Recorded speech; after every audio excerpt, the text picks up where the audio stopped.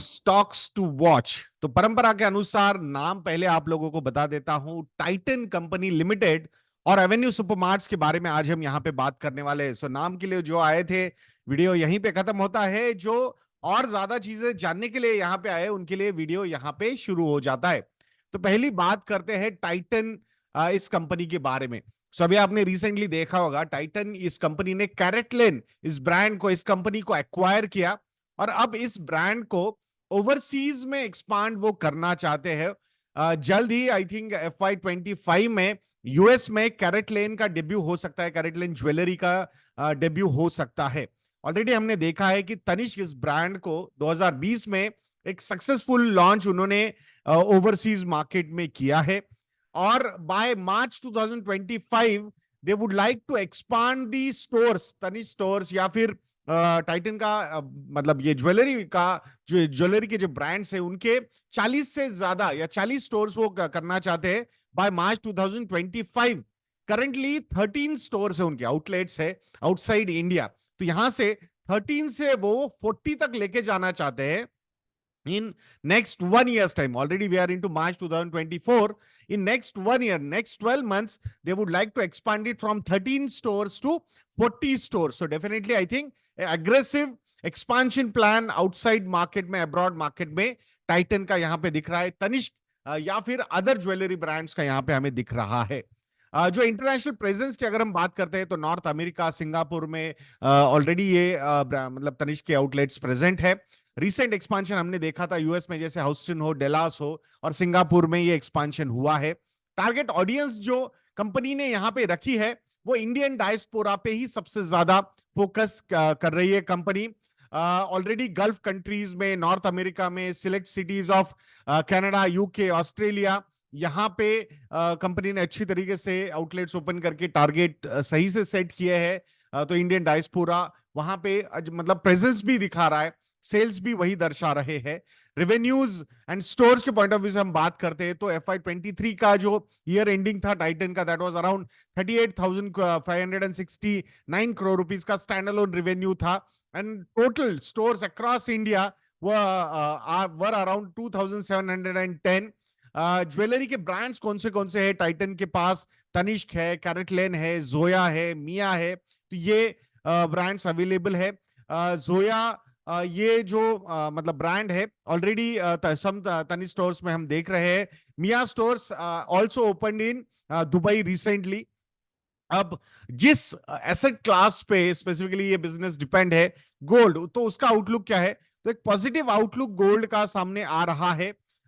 So I think recent past में जो economic activity related या फिर एक स्लो डाउन हमने देखा है, रिसेशन की बातें देखी है या फिर जियो पॉलिटिक्स देखा है, तो उसकी वजह से गोल्ड के प्राइसेस ऊपर गए हैं। सो ऑलरेडी इंडियंस को गोल्ड के लिए बहुत ज्यादा प्यार है। उसके ऊपर अगर गोल्ड प्राइसेस ऊपर चले जाते हैं तो definitely as an asset class also इस गोल्ड की तरफ देखा जाता है। तो definitely I think that can also drive good amount of sale in raw gold also and jewellery portion also. Titan का जो ज्वेलरी का डिवीजन है, अराउंड 20% का year on year revenue growth Q3 FY24 में देखा है। So I think now we will have to look at the aggressive network expansion strategy of Titan. तो वो कैसे होता है स्पेसिफिकली इनके ज्वेलरी ब्रांड्स में, तनिष्क और अदर कैरेटलेन जैसे ब्रांड्स में, ये देखने जैसा हो सकता है। And that's why this is one stock I think which should be on your radar. अब दूसरे स्टॉक के बारे में बात करेंगे तो CLSA ने एक रिपोर्ट निकाली है एवेन्यू सुपरमार्ट्स के बारे में और वहां पे एक बाय रेटिंग दी है। So I think let's not discuss about कि कितना परसेंट अपसाइड है। हो सकता है वो अगर करंटली 4,000 पे चल रहा है तो 5,000 तक का टारगेट CLSA ने यहाँ पे दिया है। बट आई थिंक जो पॉइंट्स उन्होंने रखे उसकी तरफ थोड़ा सा ज्यादा ध्यान देना चाहिए, मुझे ऐसा लगता है। देयर आर फ्यू पॉइंटर्स, अगर कंपनी सक्सेसफुली वो अचीव कर पाती है तो that is going to create a huge market for the company. So currently जो सेगमेंट्स को एवेन्यू सुपरमार्ट्स टारगेट कर रहा है, उस सेगमेंट का जो टोटल मार्केट, एड्रेसेबल मार्केट है, दैट इज $500 बिलियन। सो $500 बिलियन यानी close to 41-42 lakh crore rupees का वो मार्केट है। What is the trailing 12 months revenue of Avenue Supermarts, it's around 48,000 crore rupees. So hardly 1% of the addressable market Avenue Supermarts के पास है. I will not be surprised the way inorganic market से organic market की तरफ ये shift चल रहा है. उसमें there will be few companies which will have double digit market share in coming decades. I'm not talking about years, I'm talking about decades. तो उस केस में एवेन्यू सुपरमार्ट्स की तरफ आपका ध्यान होना चाहिए. अभी का current addressable market is 41-42 lakh crore rupees. आने वाले समय में with the real GDP growth plus inflation, एक नॉमिनल जीडीपी ग्रोथ के हिसाब से एक डबल डिजिट ग्रोथ इस मार्केट में भी हो सकती है. सो double digit growth in the market plus from a single digit market share of hardly 1.25%, if it can go to double digit market share, you can imagine the kind of growth we can see in these kind of companies. I understand अभी आप बोलोगे यार ये stock तो कुछ perform ही नहीं कर रहा है, 5300 तक जा चुका था, अब ये 4000 रुपीज पे है, तो कैसे चलेगा ये सब चीजें. So definitely I think there will be some bad phases, consolidation के फेजेस रहेंगे, not from the stock perspective, even from the business perspective also. I think that's what we have seen post COVID. I think, but the long term potential of this sector is quite good. और जो projection company ने मतलब CLSA ने इस company के लिए रखे हैं वो भी काफी अच्छे हैं. So private label specifically are going to expand very well, और वहां से मार्केट शेयर गेन कंपनी की तरफ आ सकता है, ऐसा कंपनी CLSA को लगता है. They have projected a 3-fold increase in DMart stores by FY34. So आने वाले 10 सालों में 3 times ये stores growth हो सकती है. नंबर ऑफ स्टोर्स के पॉइंट ऑफ व्यू से हम बात कर रहे हैं.